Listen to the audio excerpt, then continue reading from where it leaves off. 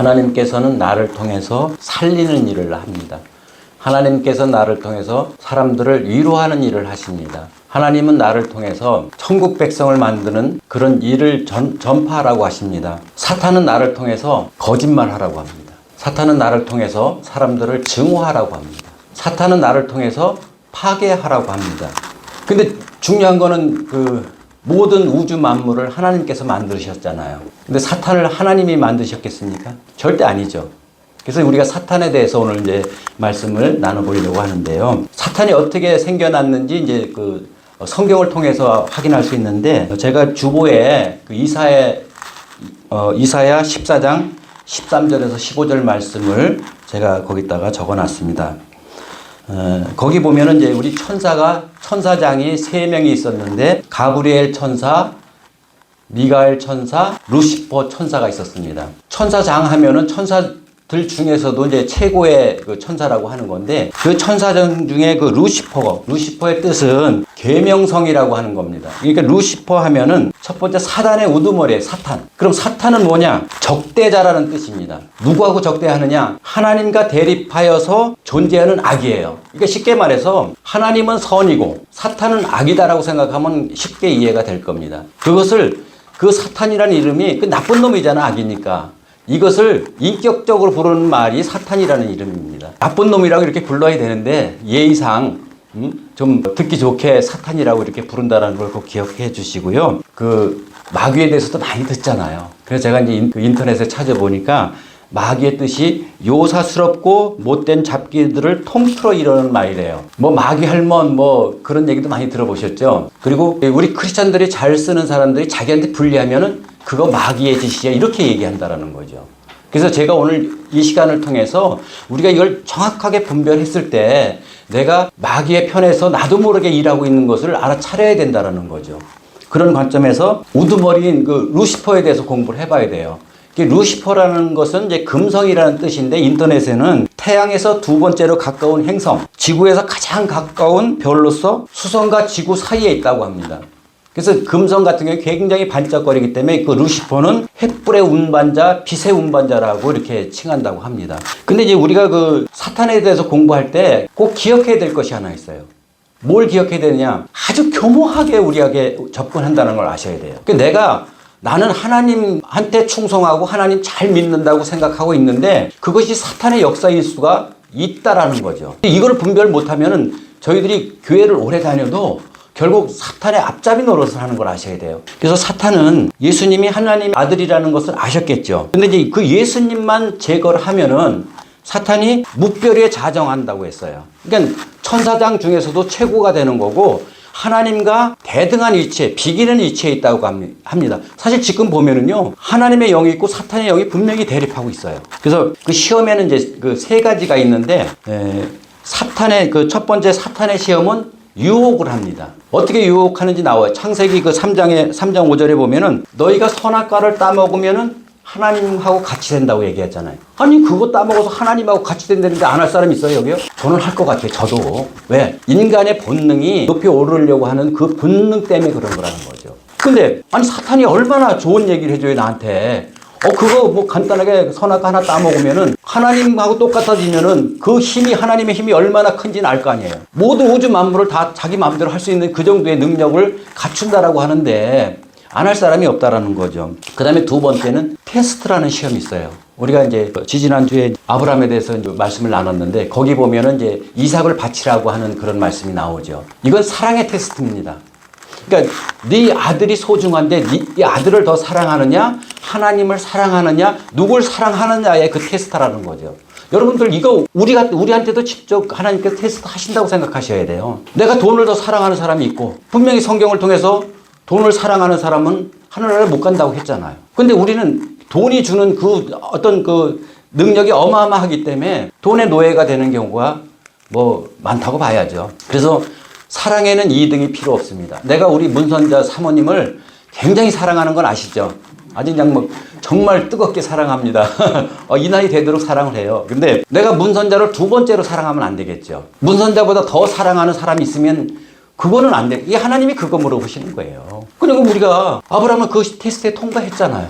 그러니까 아들을 잃어버린 것이 아니라 아들 플러스 알파를 주신다고 내가 말씀드렸잖아요. 보세요. 문선자를 내가 제일 사랑하는데 나한테 사랑만 주겠어요? 밥도 해주고 다 해줘요. 사실 식모 생활 하면은 월급이나 받는데 그냥 완전 누봇으로. 이게 그래서 사랑할 때는 최고로 사랑을 해야 되겠구나. 두 번째로 사랑하면 저희 집사람이 저를 같이 있긴 하겠어요? 먼저 다른 데로 가겠지.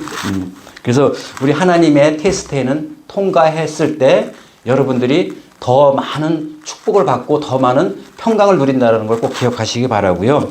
그 다음에 이제 이게 인간도 하나님을 시험하는 거 아세요? 출애굽기 17장 7절에 보면은 그들이 여호와를 시험하여 이르기를 여호와가 우리 중에 계신가 안 계신가 의심하는 거예요. 시험에는 이제 세 가지가 있는 거예요. 근데 이 실질적으로 교회 다니고 신앙생활 하시는 분들도 확신이 있는지 없는지 그분의 행동을 보면 참 없는 것 같이 행동하는 분들이 많아요. 저를 비롯해서 하나님이 계신 걸 확신한다라고 의심을 안 한다고 하면은요, 우리 신앙인들의 자세가 달라진다는 걸 아셔야 돼요. 하나님 분은 시커멓게 뜨고 계시는데 무슨 우리가 딴 생각을 할 수 있겠어요?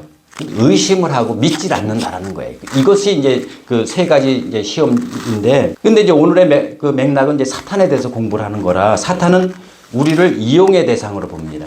근데 사탄이 그냥 사탄의 이름으로 하는 게 아니라 하나님의 이름으로 이용하는 걸 아셔야 돼. 하나님의 이름으로 이 목사들이 하나님의 이름으로 자기의 목회 성공에 초점을 맞추고 있는 걸 아셔야 돼요. 하나님의 이름으로 성도들을 자기 마음대로 통제한다는 걸 아셔야 돼. 거기에 정말 하나님의 이름으로 하기 때문에 성도님들은 그것이 사탄인지 정말 하나님의 뜻인지를 모른다라는 거죠. 그래서 이제 그걸 이제 우리가 이런 말씀을 통해서 성경을 통해서 정확히 이제 이해를 해야 된다. 그리고 사탄은 서로 제거를 하는 거예요.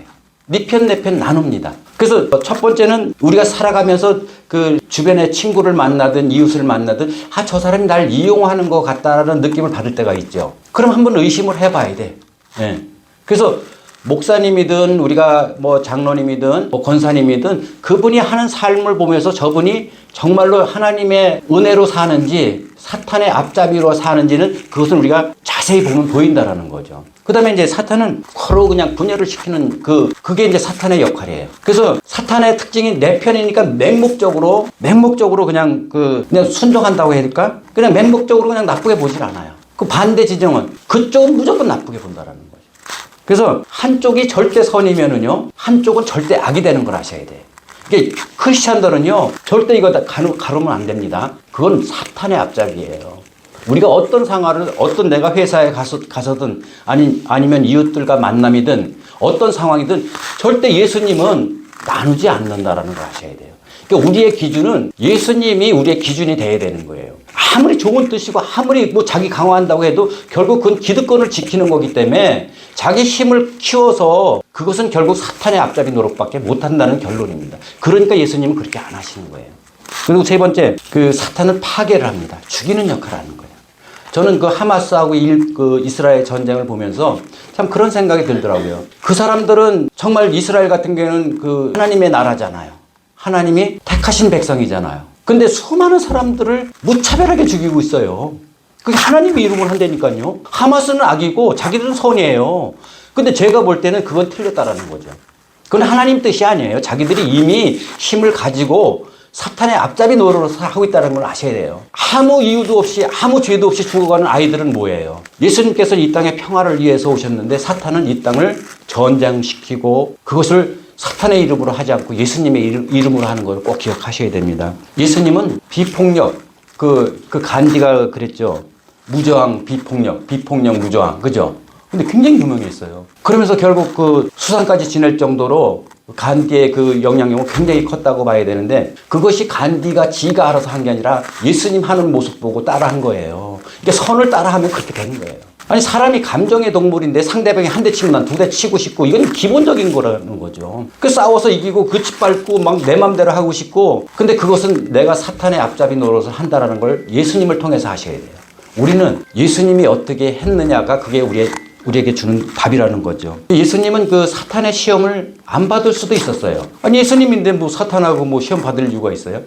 근데 예수님이 사탄의 시험을 받은 이유는 이 땅을 우리를 구원하러 오신 예수님이라는 것을 입증하기 위해서 시험에 응하신 거고 또 하나는 시험을 이렇게 통과하는 거다라는 정답을 보여주는 거예요. 상상을 해보세요. 40일 동안 금식을 했는데 정말 그 돌이 떡으로 보일 수밖에 없는 상황이라는 거죠. 얼마나 배가 고프고 얼마나 허기지고 얼마나 먹고 싶겠어요. 그게 그 약점을 이용하는 거예요, 사탄은요. 근데 예수님은 떡 중요하다고 말씀하십니다. 떡 필요 없다고 얘기 안 해요. 근데 더 중요한 것을 하나님의 말씀으로 먹고 살으라고 얘기하잖아요. 그러니까 우리가 모든 삶이 떡이 핵심이에요. 3일 굶어서 도둑질 안 한다, 도둑질을 다 한다라고 얘기하잖아요. 그 정도로 우리가 배고픔의 고통은 우리가 상상을 못 할 겁니다.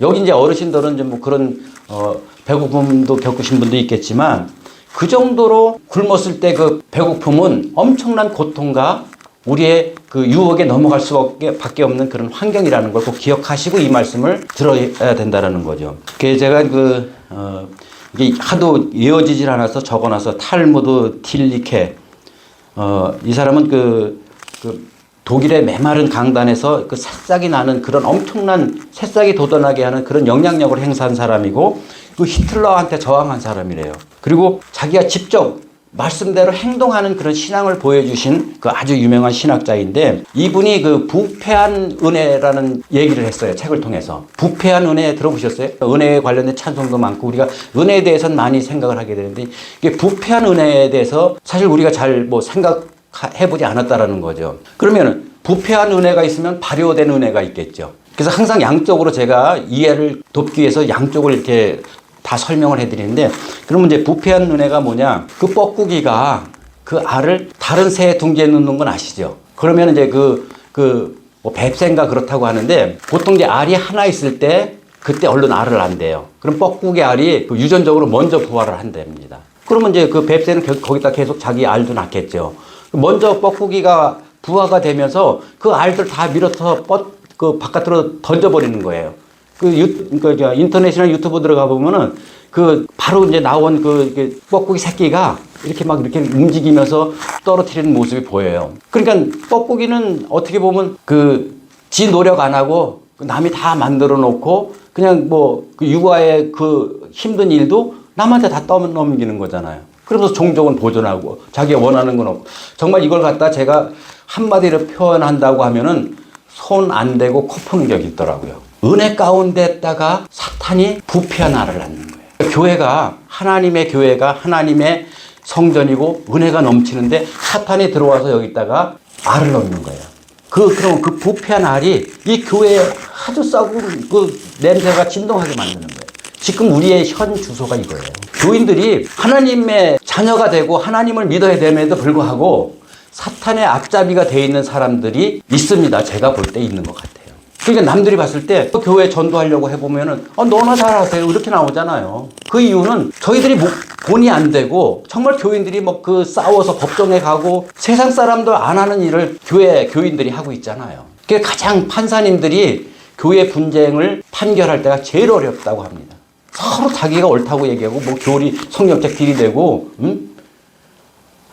판사님들이 성경에 다 전문 지식들이 없으니까 판결할 때 굉장히 애를 많이 먹는다는 이제 그런 얘기를 들었습니다. 그래서 제가 부패한 은혜에 대해서 좀 설명을 드리려고 하는데 부패한 은혜라는 상대방을 이해하지 않고 교리를 기준으로 판단하는 겁니다.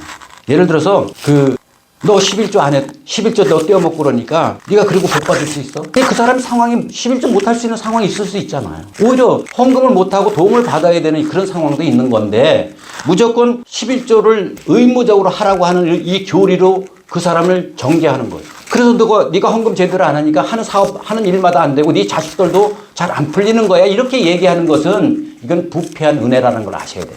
그 다음에 실질적으로 이건 제가 본 일들인데 이 목사가 이제 그런 얘기를 하면 안 되는데 목사하고 이렇게 분쟁이 있는 경우가 있잖아요. 그래서 교회를 떠나거나 교회를 안 나가나 이런 분들을 간혹 보게 되는데 목사 입에서 주의 종한테 대들면 너 하나님께서 치실 거야 이렇게 겁을 준다라는 거죠. 예를 들어서 정말 그 교회를 떠났는데 뇌출혈이 와서 반신불수가 된 분이 있어요. 그 주변에 소문이 어떻게 나냐면 저 사람 목사한테 대들어서 저렇게 됐대. 이런 소문이 난다니까요. 이게 부패한 은혜라니까요. 그리고 그냥 신앙생활 열심히 하다가 좀 이렇게 좀 침체기가 있잖아요. 사람이요. 어떤 이유인지 제가 정확히 모르겠는데 근데 이제 그 사람이 신앙생활 제대로 안 한다고 해가지고 네가 그렇게 신앙생활하고 군대 간 네 아들이 무사할 것 같아. 이런 식으로 겁을 준다라는 거예요. 이게 현실이라니까요. 제가 지어낸 얘기가 아니에요. 그러면은 사실 우리가 이렇게 분별하고 정말 하나님의 뜻을 안다고 하면은 그렇게 하면 안 되겠죠. 이런 행동을 하면 안 되겠죠. 그죠? 이건 하나님을 믿는다고 하나님의 이름을 빌어서 결국 사단의 앞잡이 역할을 하는 거라는 거죠. 그게 누구든. 그러니까 제가 이제 좋아하는 얘기가 있는데 지적과 원망 대신 칭찬과 격려하자고 얘기합니다. 지적과 원망 해가지고 지적해서 만약에 여러분들 중에 저 설교 못한다고 지적해봐요. 제가 바뀔 것 같아요? 안 바뀌어요. 근데 내가 그럼 그 사람 미워할 거 아니야. 안 됐다니까. 여러분들이 자식들도 지적해보세요. 겉으로는 뭐 어쩔 수 없이 뭐 내내 그럴 수 있어. 왜? 부모니까. 근데 속으로는 전혀 딴 생각 가르치는 걸 아셔야 돼요. 그래서 우리 삶이 다 내 관점하고 다를 수 있어. 이 교회 내에서 그런 일들이 분쟁이 굉장히 많아요. 사소한 대결이 있어요. 별것도 아니야, 내가 볼 때는.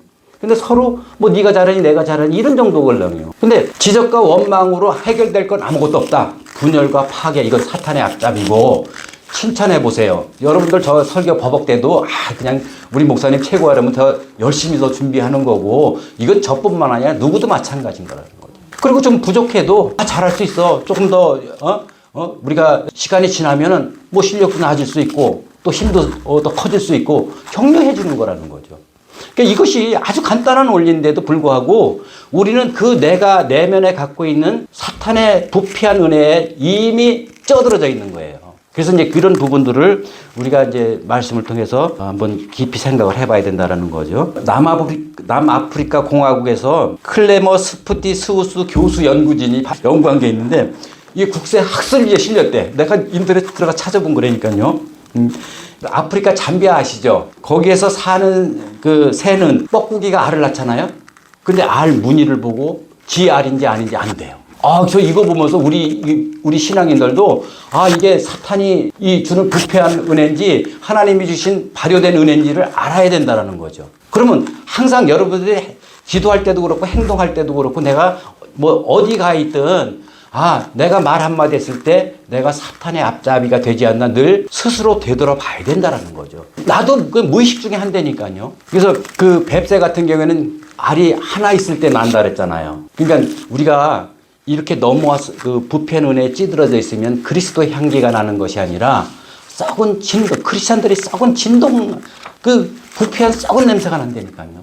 썩는 냄새 뭐 여러분 맡아보셨죠? 정말 코를 찌르고 근데 우리의 크리스찬들의 지금 현재 모습이 그런 썩어 있는 모습이 많이 보이니까 하나님은 저도 그런데 하나님은 얼마나 힘들고 가슴 아프실까 저는 그런 생각을 해봤습니다. 그래서 우리가 이제 다음 주에도 제가 이제 사탄에 대해서 마귀의 시험에 대해서 이제 한 주 더 설교를 할 예정인데 그래서 이제 반드시 우리가 2명이 모이든 10명이 모이든 반드시 우리가 꼭 지켜야 될 것은 나도 모르게 사탄의 앞잡이로 신앙생활 하고 있지 않느냐 이걸 늘 기도하면서 점검하셔야 돼요. 그리고 아주 정말 교모하기 때문에 간단하잖아요. 누가 저를 대형교회 한번 몇만 명 모이는 담임 목사로 청빙한다고 생각해 보세요. 뭐 그럴 일도 없겠지만 그러면은 제가 거기 안 넘어가면 이상한 거 아니에요? 정말 이걸 아주 우리가 이렇게 마음을 이렇게 평안한 상태에서 봐야 보인다라는 거죠. 욕심이 들어가 있으면 이거 100% 지게 돼 있다니까요. 결국 하나님 믿으면서 계속 사탄의 앞잡이 노릇을 하고 있다고 하면은 나중에 하나님 부끄러워서 어떻게 봅니까? 그런 부분들을 우리가 꼭 명심하셔야 된다는 거죠. 그냥 성경 읽고 정말 기도 많이 하고 이거 굉장히 중요하지만 저는 이렇게 우리가 하나서부터 완벽하게 하나님 편에 설 줄 알아야 선이 증폭이 되고 선이 향기로운 그리스도의 향기가 나는 거지. 이런 것을 모르고 그냥 나의 어떤 욕심이나 교만 이런 걸 내려놓지 않은 상태에서 신앙생활 한다라고 하면은 10년을 해도 20년을 해도 결국 하나님 앞에 부끄러울 신자가 될 수밖에 없다라는 거죠. 그래서 이제 말씀을 정리할 텐데요. 오늘 우리 예배를 통해서 내 안에 부패한 은혜가 있는지 부패한 썩은 냄새가 진동하는지 점검해보는 저와 여러분이 되시기를 예수님의 이름으로 축원합니다.